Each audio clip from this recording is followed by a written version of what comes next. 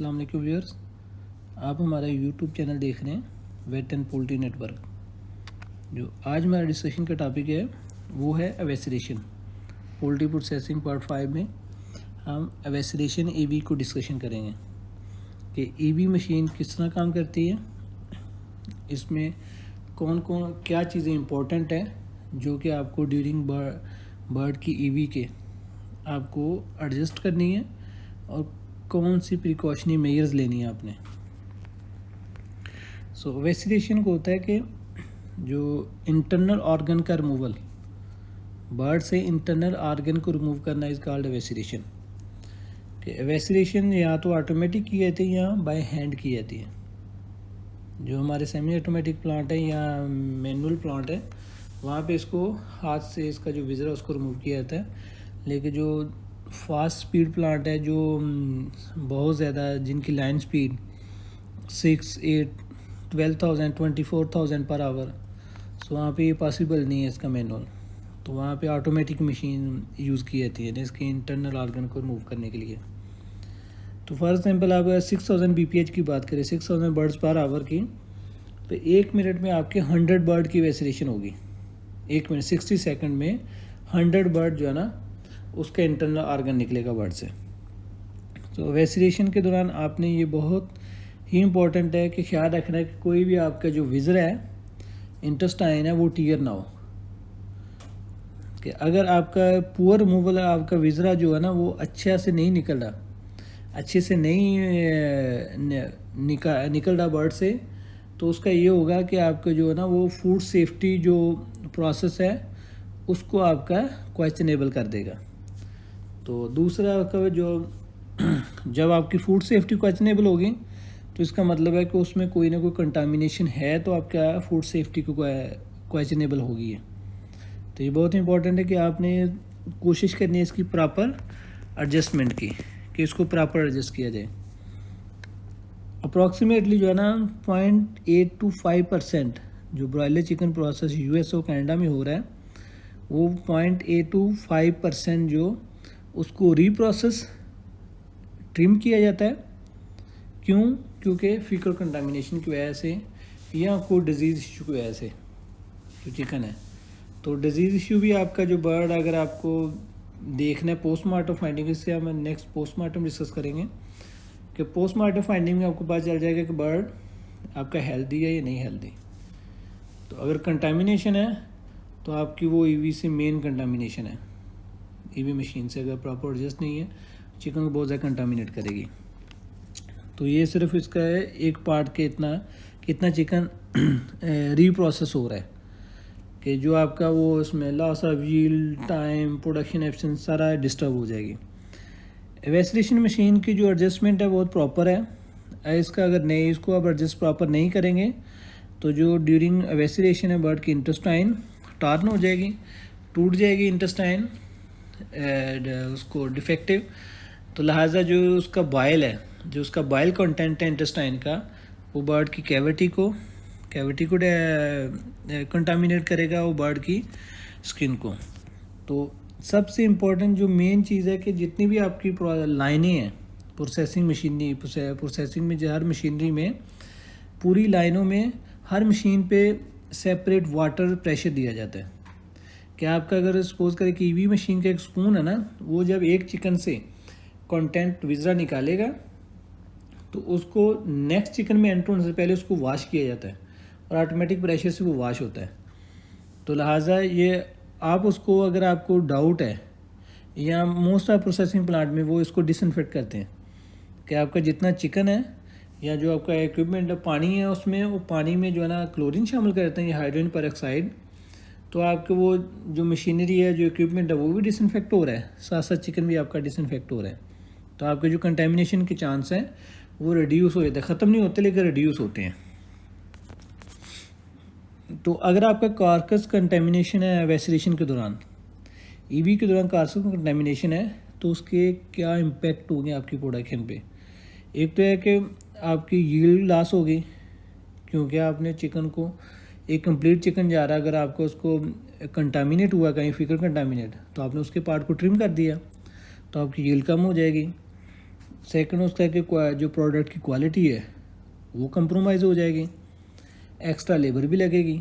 ज़ाहिर है आपने उस चिकन को पहले होल चिकन लेट से आप पैक कर रहे थे, लेकिन आपने उस पार्ट को ट्रिम करना है तो आपको एक्स्ट्रा लेबर चाहिए। जो आपकी प्रोडक्शन एफिशिएंसी है, आपका टारगेट 8 आवर्स, तो उसकी वजह से आपका जो है ना टारगेट 8 आवर में अचीव नहीं कर पाते आपकी, वो 9 to 10 आवर 12 आवर जा सकते हैं। तो लिहाजा आपकी जो प्रोडक्शन एफिशिएंसी है वो भी इफेक्ट होगी। तो ये आप देख सकते हैं कि ईवी के आउटकम उसकी कंटामिनेशन कि अगर एडजस्टमेंट नहीं है तो आपके जो इसका इंटरनल कैविटी है, बाइल से जो कैविटी है वो भी कंटामिनेट होगी, या चिकन की जो बैक है वहाँ पे आपको कंटामिनेशन नज़र आएगी। अगर फीड है तो वैक्सीनेशन के दौरान जो क्रॉप अगर वो डिस्टर्ब हो गया, क्रॉप फट गया, प्रॉपर नहीं निकल सका, तो ये भी आपका जो है ना अंदर इसकी कैविटी के अंदर फीड रहेगी। अगर वो फीड सही तरह वाश नहीं हुई इनसाइड आउटसाइड ये फाइनल वाशर से, तो ये आपका चिकन ए ग्रेड नहीं, क्वालिटी पॉइंट ऑफ व्यू से आपको उसको बी ग्रेड करना पड़ेगा, उसको सेपरेट निकालना पड़ेगा। तो ये सारे पॉइंट आपके इसमें आ जाते हैं कि लॉस ऑफ यील्ड भी है, क्वालिटी कंप्रोमाइज़ है, लेबर कास्ट भी बढ़ गई आपकी है, जो प्रोडक्शन एफिशिएंसी है वो भी कम हो गई है। अब जो कंटामिनेशन की जो फ्रीक्वेंसी है वो किस पे डिपेंड करती है कि अगर कंटामिनेशन हो रही है चिकन की या होगी तो कौन सी चीज़ इसमें कंट्रीब्यूट करेंगी। कि एक तो ये आपको डिपेंड करता है कि जो आपकी इंटेस्टाइन है, अभी नेक्स्ट स्लाइड में इसको हम डिस्कस करते हैं कि कंडीशन इंटेस्टाइन की, कि जो अमाउंट ऑफ मटेरियल है वो इंटेस्टाइन में कितना है, फिर जो इंटेस्टाइन की इंटेग्रिटी है कि इंटेस्टाइन कितनी इंटैक्ट है, कितनी मजबूत है, फिर इंटेस्टाइन के अंदर जो मटेरियल है वो डाइजेस्टेड प्रॉपर्ली है, पार्शियली डाइजेस्टेड है, तो जो उसका वो वाटरी है या फिर में हार्ड है या वो पानी की शक्ल में है, तो जो इक्विपमेंट की एफिशिएंसी है वो कितनी है। ये सबसे मेन पॉइंट आपका है कि आपने अगर इक्विपमेंट आपने अपनी एफिशिएंसी को उसको हाईएस्ट 95-98 पे आपने अगर उसको एडजस्ट किया, इतना आपका दे रहा है तो वेल डन। लेकिन जितनी 98 से 96-7 से जितनी कम होगी वही आपका लॉस है। तो जो इंटेस्टाइन और उसका जो कंटेंट कंडीशन है, जो उसके अंदर मटेरियल है, वो डिपेंड करता है जो फीड विड्रॉवल टाइम है आपका। जो आपका कैचिंग में ब्रायलर हाउस में आपको फीड विड्रॉ करते हैं ना बर्ड की, हमने पढ़ा था कि उसको स्टैंडर्डली 8 to 12 आवर लिया जाता है। तो ये देखते हैं कि एक टेबल है, एक्सपेरिमेंट है, एक जो टाइम ऑफ फीड है आवर्स में, इंटेस्टाइनल कंटेंट है, गैस्ट्रिक कंटेंट है, इंटेस्टाइनल शेप है, स्लफिंग ऑफ इंटेस्टाइनल म्यूकोसा और गिजर्ड बाइल परसेंटेज। ये पॉइंट है कि अगर आपकी 3 आवर जो है ना वो ऑफ फीड है टाइम का, फीड विड्रॉल टाइम, तो इंटेस्टाइनल कंटेंट में जो फीड होगी वो वाटरी फीड होगी, शेप इंटेस्टाइन की वो राउंड है, sloughing no sloughing. Sloughing mean कि जो इंटेस्टाइन टीयर होना शुरू हो जाती है, इंटरनल जो म्यूकोसा उसकी वो उतरना शुरू हो जाती है, तो उसको बोलते हैं स्लफिंग। तो स्लफिंग उस कंडीशन में होगी कि जब उसके अंदर कोई मटेरियल नहीं होगा। तो गिजर्ड में जो बाइल है वो 0% होगा, क्योंकि गिजर्ड में अभी तक फीड है। इंटेस्टाइन राउंड होने का मतलब है कि सारे कंटेंट वो पूरे डाइजेस्टिव ट्रैक्ट में फीड मौजूद है। टाइम ऑफ फीड जो है ना अगर 9 आवर्स है तो उसमें जो इंटेस्टाइनल कंटेंट है वो वाटर होगा, और गैस्ट्रिक कंटेंट में जो है ना अंदर आपको लिटर नज़र आएगा, क्योंकि बर्ड ऑफ फीड था तो वो लिटर खाना शुरू कर देता है इस स्टेज पे। जो इंटेस्टाइन की शेप है वो फ्लैट होगी, तो ये आइडियल है, इंटेस्टाइन फिर फ्लैट होगी। और जो उसकी स्लफिंग है वो माइल्ड स्लफ, हल्की से आप जब उसको कट करके ना तो उसके कंटेंट को आप नाइफ से या सीजर से उसको थोड़ा इकट्ठा करेंगे ना, उसको स्क्रैच करेंगे, तो आपको हल्की सी उसकी जो है ना वो उतरना शुरू हो जाएगी, हल्की हल्की लाइट से बिल्कुल। तो इस स्टेज में गिजर्ड में जो बाइल है वो 30% है। 12 आवर्स की बात करें तो इंटेस्टाइन का जो कंटेंट है वो एम्प्टी होगा आपका, जो उसका क्रॉप वगैरह है, और गैस्ट्रिक कंटेंट में लिटर होगा।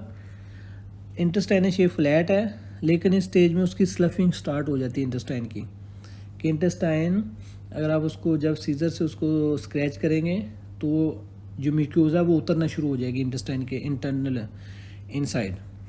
अगर 14 आवर की बात करें कि उसका जो फीड विड्रॉवल आवर 14 आवर है, ये बहुत ज़्यादा हो गया, यहाँ से 12 घंटे मैक्सिमम हो गए, इससे ऊपर जाएगा तो एक्सटेंसिव फीड विड्रॉवल टाइम हो जाएगा, जिसकी वजह से बर्ड लिटर भी खाएगा, आपका जो है ना हैवी स्लफिंग शुरू हो जाएगी, इंटेस्टाइन बर्ड की वीक हो जाएगी, इंटेस्टाइन के अंदर गैस बनना शुरू हो जाएगी, जिसकी वजह से ड्यूरिंग प्रोसेसिंग आपकी इंटेस्टाइन ईजिली रप्चर हो सकती है, टॉर्न हो सकती है।